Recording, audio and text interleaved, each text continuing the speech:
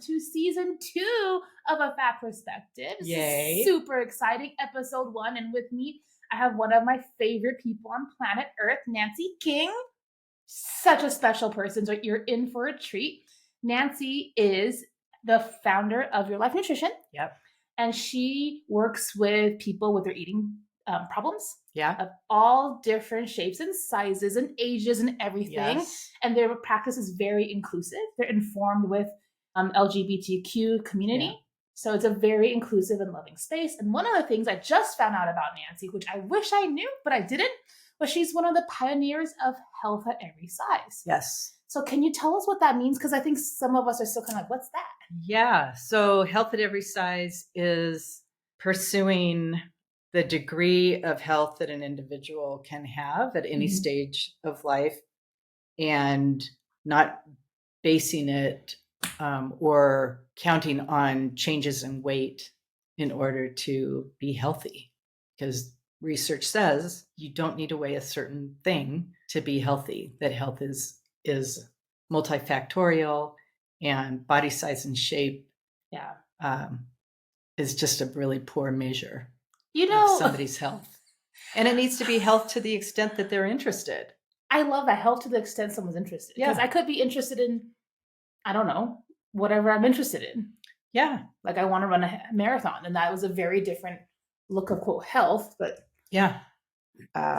So it's more of creating a context. Like if I'm going to want to feel better mentally, physically, emotionally, spiritually, I get to pursue those things apart from my body size and shape.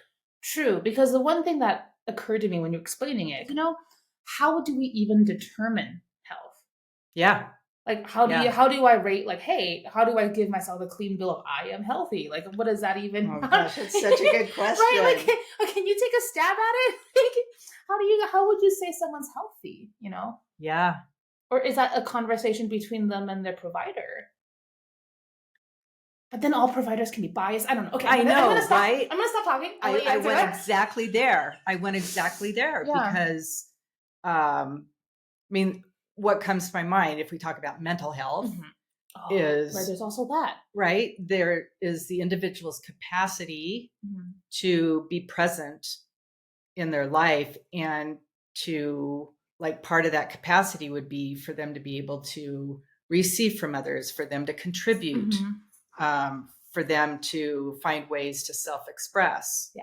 Like whether it's through the arts or whether it's through analysis or whatever that is, whatever their capacity is, it's going to vary from one person to the next, that they are, assuming that's something they value, that they are living in ways that support that capacity. Okay.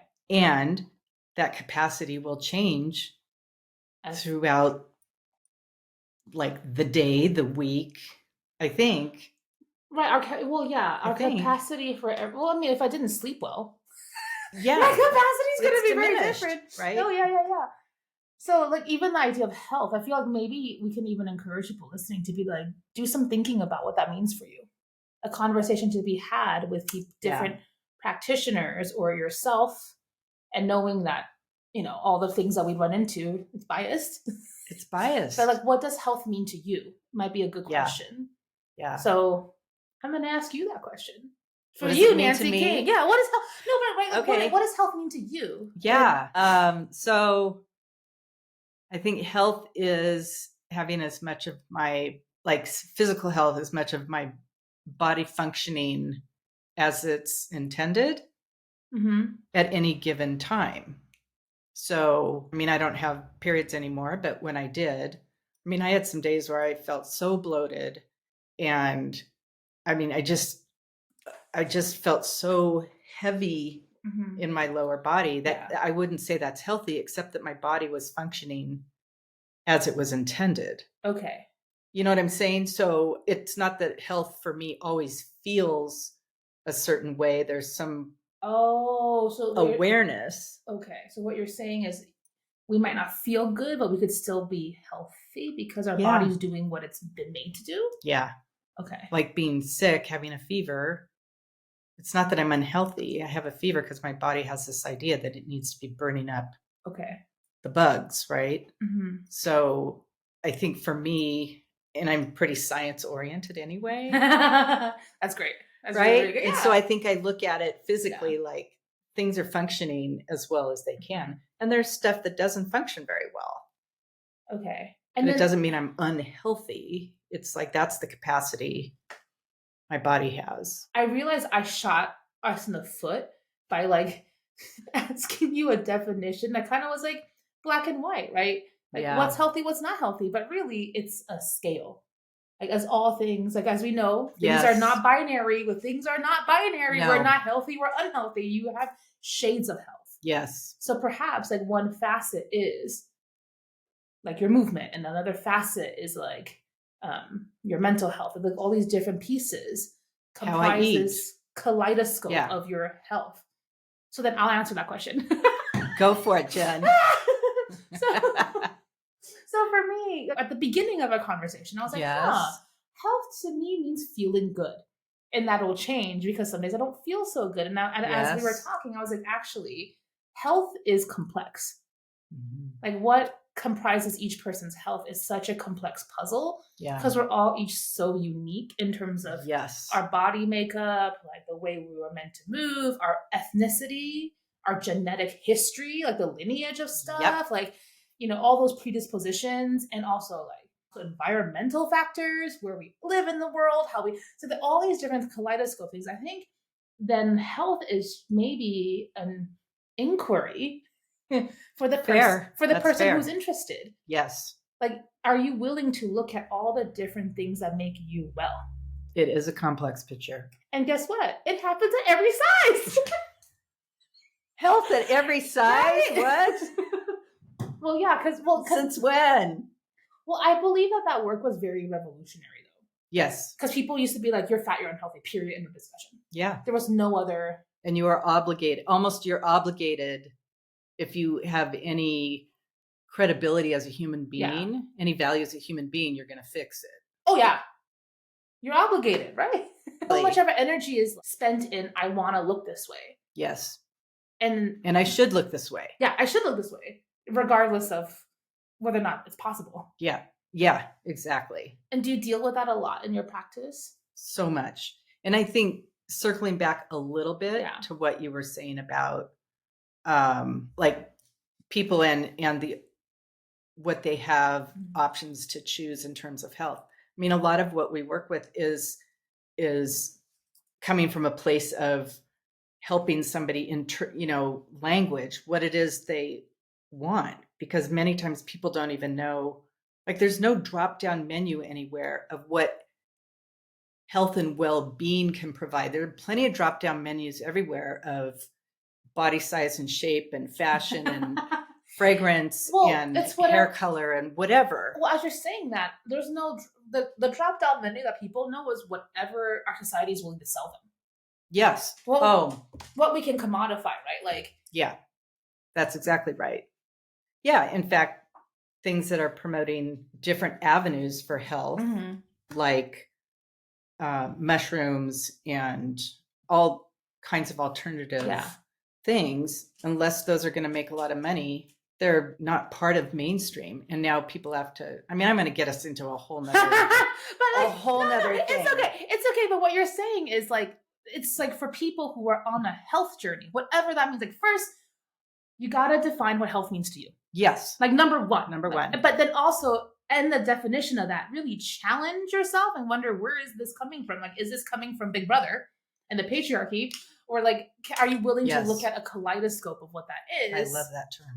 It's like, because Big Brother is going to tell you what's healthy and what's not healthy. Yes. Because that's how they sell things. Like, so things that make money are what's talked about. That's like the lead. Yeah. Yeah. Like I just thought about that drug Ozempic. We could do a whole episode. I'm so sorry. I shouldn't have brought that up. No. But I mean, I think that's another example of here's something that is being offered. And then I'm not saying Ozempic is a great idea, a terrible idea, but it's offered kind of under the guise of health. Yeah. It's definitely helpful for some individuals who are dealing with glucose metabolism issues like diabetes type 2. See, this is specific and science-based. Yes. It can have a place there. Yeah. But as soon as we get wind of it can help with weight loss, boom.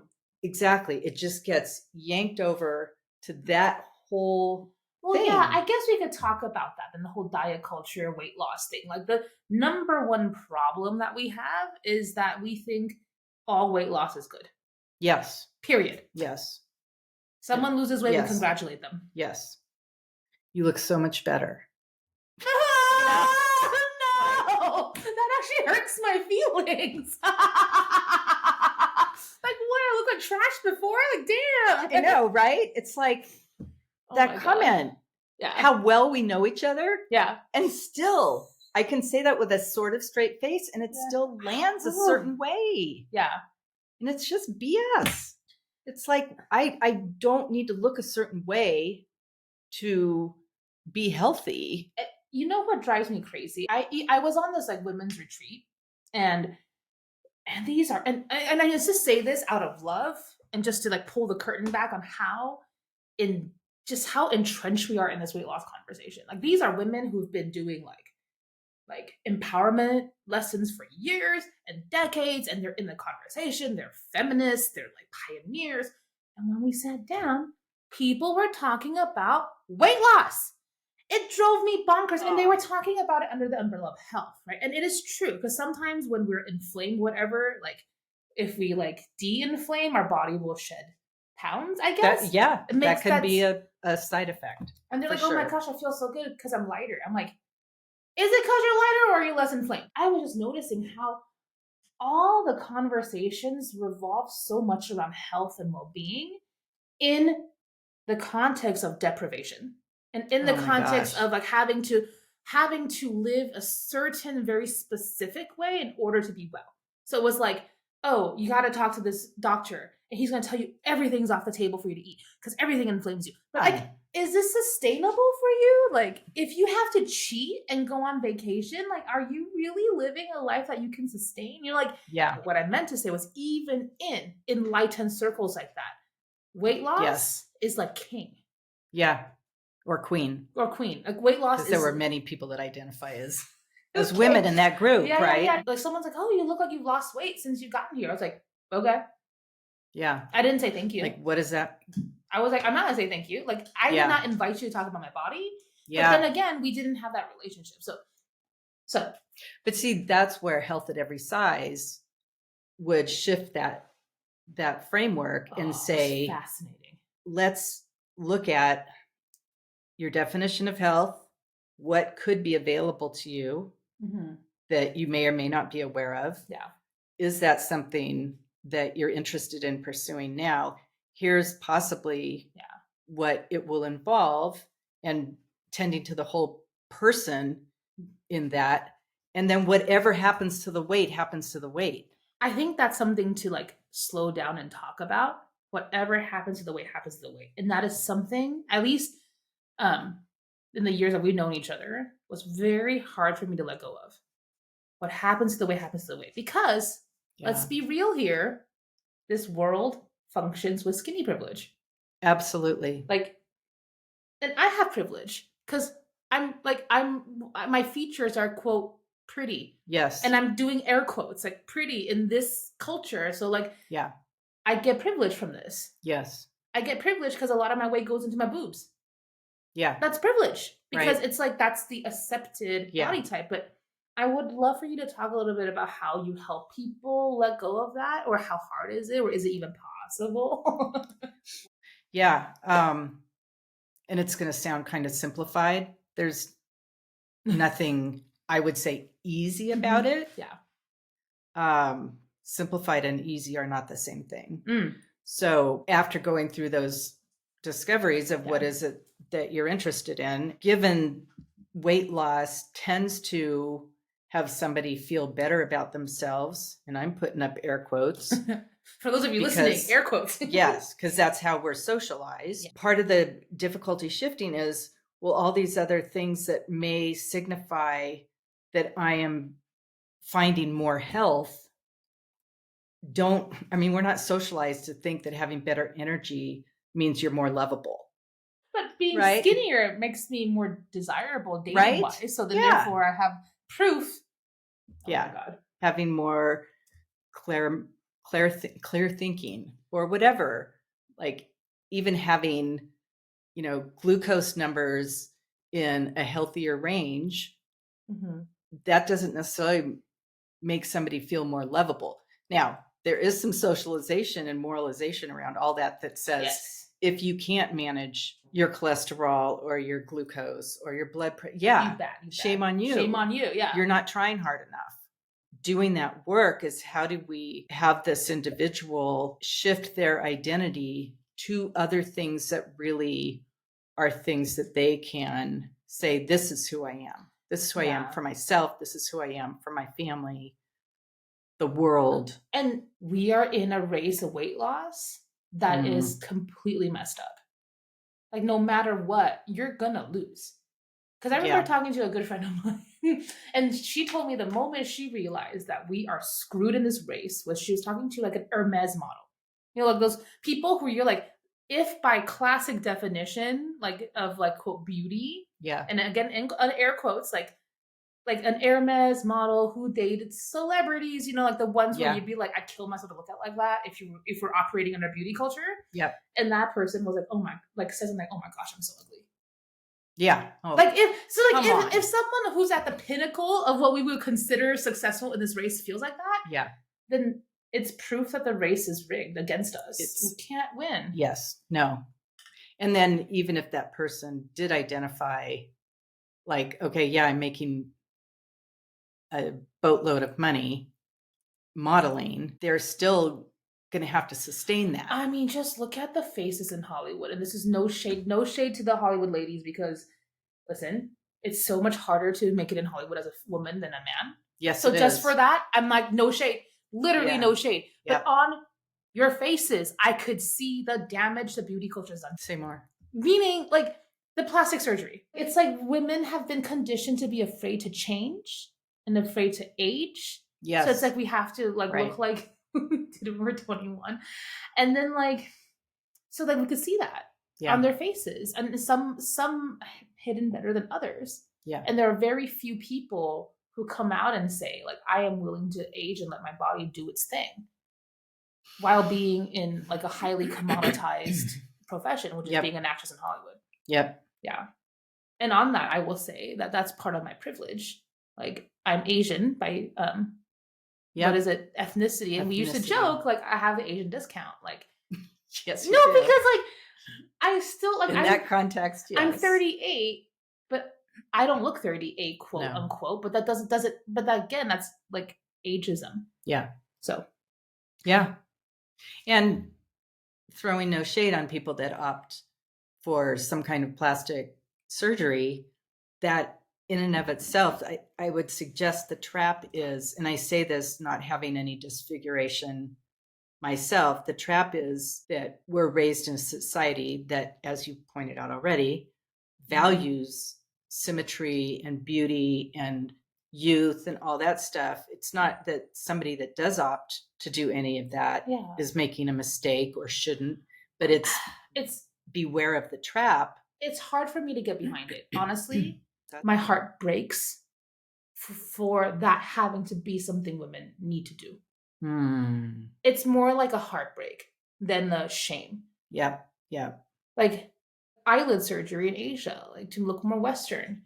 The double eyelid, like the model is double eyelid. Like, ow, why? Like, you know, and then like the injections and all this stuff so women can look more youthful. Like, ow, pain, money, you know, like, and then sometimes clients do ask me if I was going to advise at all, just your sense of self-worth is probably not as tied to your appearance as you think. One of my favorite quotes from a breathing instructor I had is like, wherever you go, there you are. Yes. So it's like, kind of like whatever procedure you do, there you are. Ain't nothing gonna fix you. Well, number one, you don't need to be fixed, but all your stuff starting there. Yes. All your stuff comes with you. Yeah. Yeah. So it's like, I think maybe that's the thing with weight loss. We've marketed it as like the thing to fix everything. Yeah. It's not, because you're still you. Yeah, you're still you. And for people that are successful, allowing their body, supporting their body in finding whatever its natural weight is, and that's less than where they started, then that's their body's natural weight. And the thing to feel, I think, to feel solid about within myself is look at all the ways I'm learning and practicing honoring and listening to my body. And sometimes those are not the same thing, honoring and listening, because our bodies don't always give us the cues. Oh, we don't always hear them. We don't always hear them. Yeah. And some people have clear cues, some people don't, for a host of reasons. One of the craziest things I learned was when I burp, that means I'm full. Yeah, that's right. I was like, I don't feel full, but I'm burping. All right, it's time to stop. Yeah. Where somebody else might burp and go, oh, now I just made a little more room. Yeah. But everyone's different, right? Yeah. There's something you brought up earlier that I thought was interesting because we haven't talked about this, which is around like our bodies and its changes. Yeah. Okay. So I've had 2 children biologically. And my body just isn't the same as it was before I'm older for sure. Yeah. Time kept marching on. But I think also like my body is going to document my life. Ooh, can you say a little bit more about that? Yeah. And again, this is going against beauty culture, but there is something to be said about like after I breastfed my babies, my breasts were like at my thighs.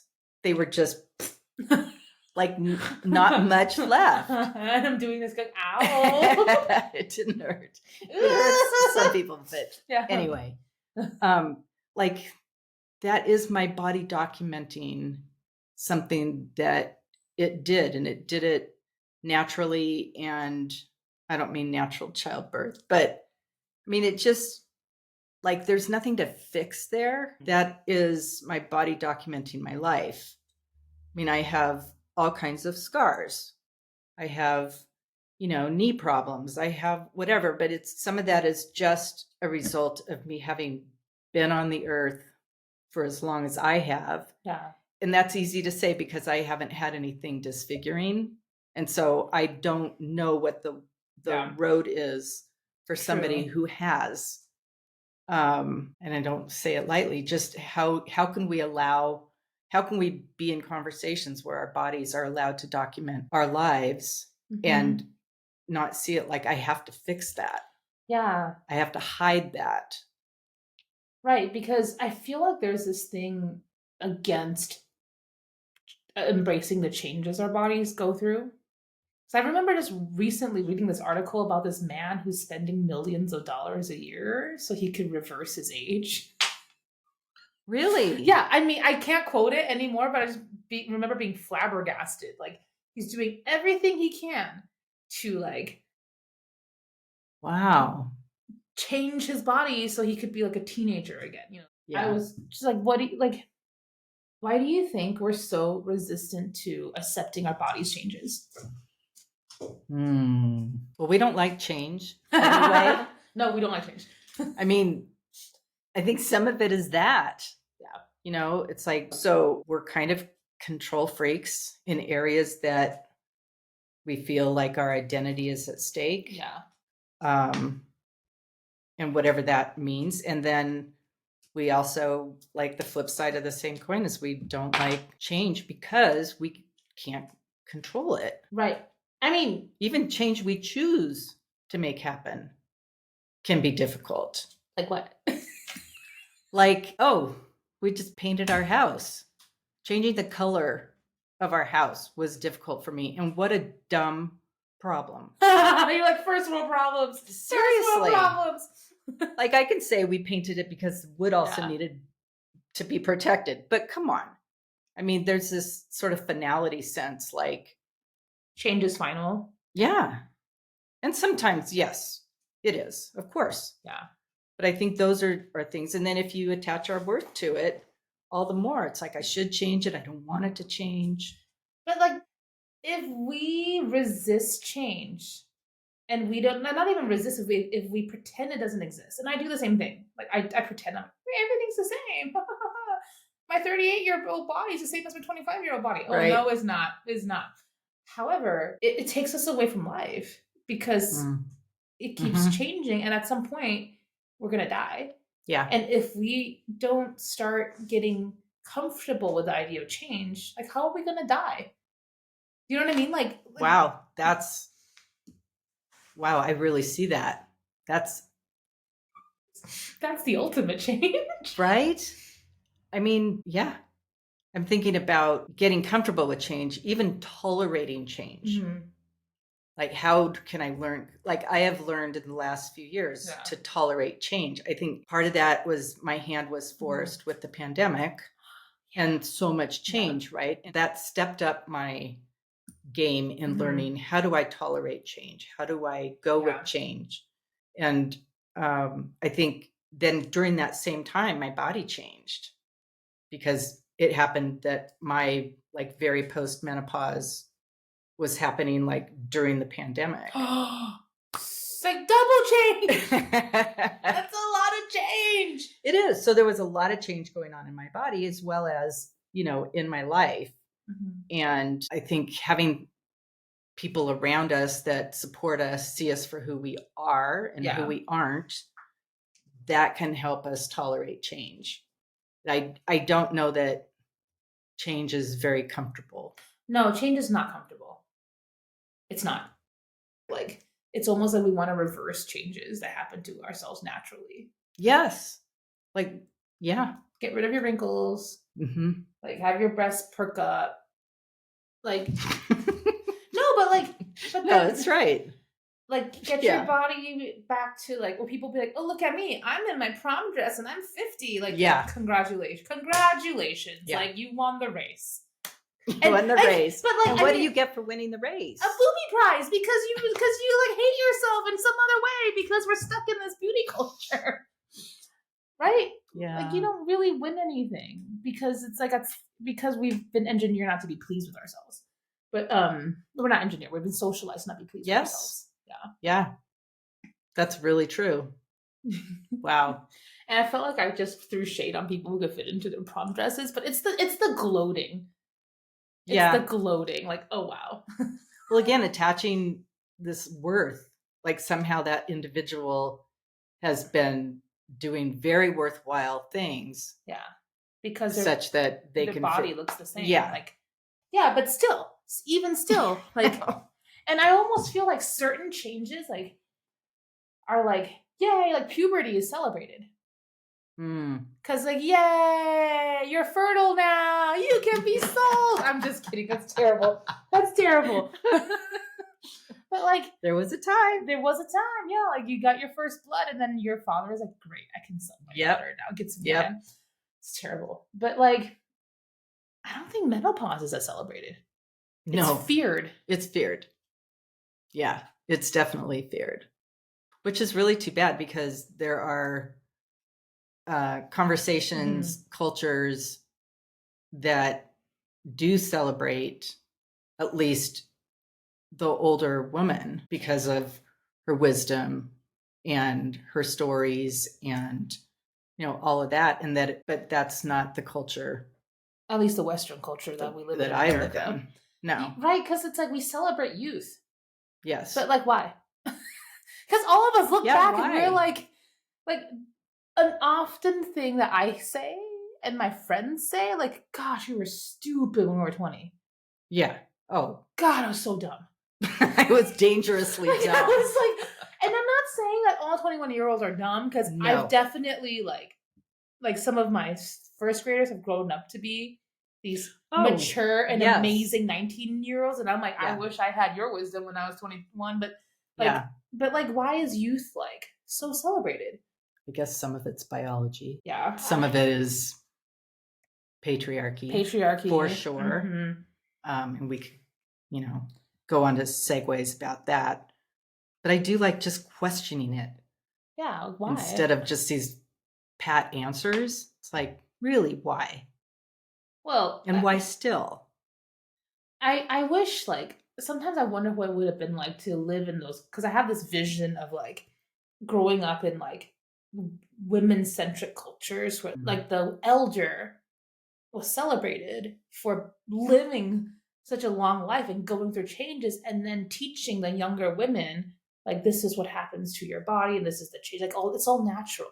Well, and maybe and I don't know how exciting this piece is, but I think it bears mentioning is maybe some of the reason we applaud youth and value youth is because we have access to all sorts of things to help us as we're older.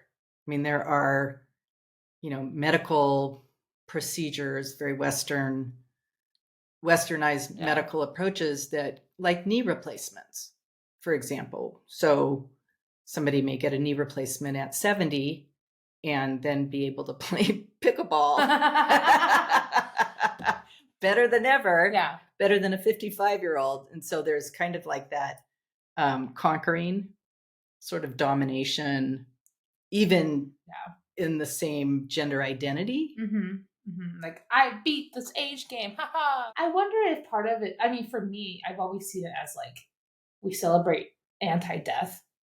So, and that's just my point of view. Like, I've never heard that before. I know, it's just my point of view, right? So take it or leave it. But like, the younger we are, the further we are away from death. Yes, right. So we celebrate that because we really don't know what's on the other side.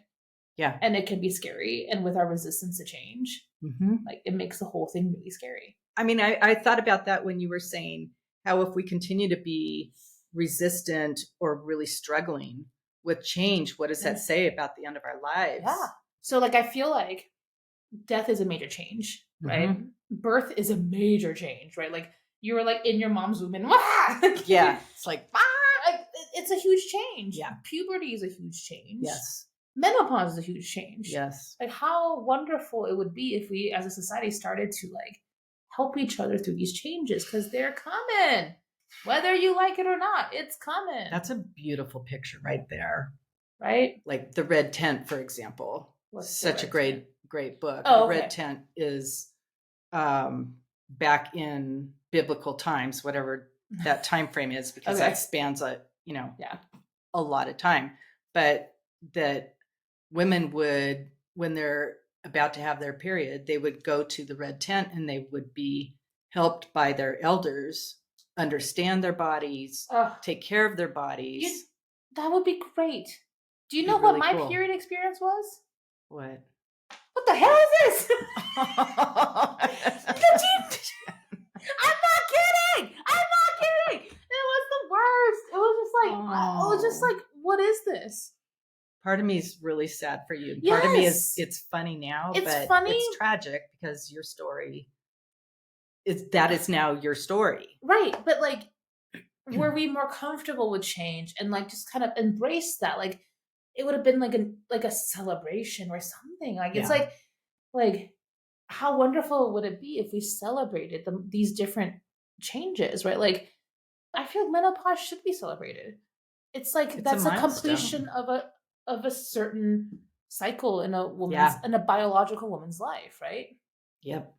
Yeah. And I always wonder, like, what's your body love story? You know, like what? Yeah. How did you fall in love with your body again after being socialized to hate yourself and your body? Right? Yeah. Yeah. One of the things that made a difference for me was being able to, I did a what do you call it? A century bike ride. Is that 100 miles? It's 100 miles. Oh my God. With lots of training to prepare. Impressive. But my husband and I did it with some friends with Leukemia Lymphoma Society, team in training. So you get a whole team, you get a coach. I mean, it's definitely a community thing. And I grew up, speaking of inherited conversations, I grew up with the conversation that there are the Kilpatrick thighs. That's my maiden name is Kilpatrick. So, that was something that I was socialized to, you might want to be kind of thoughtful about how much of your thigh you're showing, like for sports and stuff like that. Oh my God. Yeah. And there was nothing wrong with my thighs. The problem was the inherited conversation. It's what they told you was wrong with your thighs. Yeah, exactly. Yeah. Right. So when we were doing this really long ride one day in Los Angeles, there's like a hill called Sepulveda Boulevard, and it goes up and over from the beachside communities to the valley. And it's pretty long and steep. That feels like, because I've done the 405 pass. It's Yes. pretty tall. Yes. Oh my and then gosh. there are the tunnels up there. Yeah. So we get all the way up to the top. And I look back at what we had ridden, and I just said to the friends we were with, I said, I have freaking great legs. Like, it completely shifted for me. Yeah. Like, and this is after, doing this work for 15, 16 years. It finally, like, really settled at a much deeper level. Like, look what my body just did. Wow. And 2 years before that, I'd had major knee surgery on both knees. Yeah. So that kind of like really piled up, like, wow, like my body could recover from that. And, it just really shifted to, look what my body can do. And can I just value that? I don't think I could do that now. Oh, look what your body did. Look what my body did, because where I am now, my body can still do some amazing things. Yeah. So, but I think it can't all be defined by what our bodies can do, because all the things we've already said. Yeah. But I think loving my body, that made a difference. And then the other thing that made a difference was really getting that love is a verb. Huh. Can you tell me more about that? Yeah. So that loving my body is actions, not necessarily feelings, emotions. Oh, flip the script. Right? So when you talk about actions, what do you mean loving your body? Like some examples. Yeah. Like sleep, doing what I can do to get the sleep I need. I'm laughing because it's true. Yeah. So like taking my bedtime seriously, and that comes and goes. And there are times that I push it and pretend like it doesn't matter. And then, but I think the other part of loving is engaging in practices that can keep me connected to my body. That is such a great point of view. It's not just a feeling, because like I think myself often when I think about this question, I'm always like, it's a feeling, but you're like, no, it's also a practice. Yeah, love is a practice. Like parenting, what that's taught me is love cannot be based on feelings. It's fabulous when the feelings are there, and I'm, the feelings are in line with the action. Yeah, but there are plenty of times where I made a decision to set a line or a requirement with our kids, and it didn't feel good at all. At all. I felt like I was a mean mom and all that, but I do see that served to love them, like protecting them. Yeah. But it sure didn't feel good. Yeah. So other words for love could be like taking care of your body, honoring your body, like, yeah. So whatever that means. Appreciating it for what it is, what it isn't. So the difference is, what you're saying is, it's not just like a moment, it's like choices and choices and choices. Like, how are you going to love your body? Not just like, I love my body now, but like you can choose to love it, and then that relationship can change. Yeah. As you love it. Maybe. I meant the relationship, like my relating to my body. Yeah. But maybe, maybe you're right. Maybe. It might not. It might still. I still hate you. I'm kidding. Jen, you don't hate anything. I don't hate. You strongly dislike. I know. But I really do appreciate that different perspective, which like loving is not just a feeling, it's a practice. Yeah. Because I think people think they have to, like a place to evolve to is I have like strong feelings of affinity for my body. Like I love my body. Like when I, did that ride at the top of the hill. Yeah. I was loving my body feeling wise. Like, wow, I love my legs. I love my Kilpatrick legs. That's what got me up to the top of this hill. But then like what you're saying is loving your body could also be, okay, I'm stretching after the ride. I'm drinking water. I'm eating like food that will like help my body recover. Yes. That's also another way to mean loving your body. Yeah. That's fun. That's fantastic. Cool. Well, Nancy, thank you so much for coming today. It's been great. So fun, Jen. Really appreciate having you. And for those of you who don't know, I'm just going to publicly acknowledge you that like I wouldn't be the woman I am today without this woman. Oh. Yes, because pre-meeting you, I like hated my body, hated myself, and now I don't. So thank you. And you have a lot of loving practices. I do. And for both. And continue to need more. Yeah. Because we're evolving. We are. I will put your information about Your Life Nutrition in the show description. So if you're interested in Nancy's practice, you all can check it out. And so thank you all. Thank you.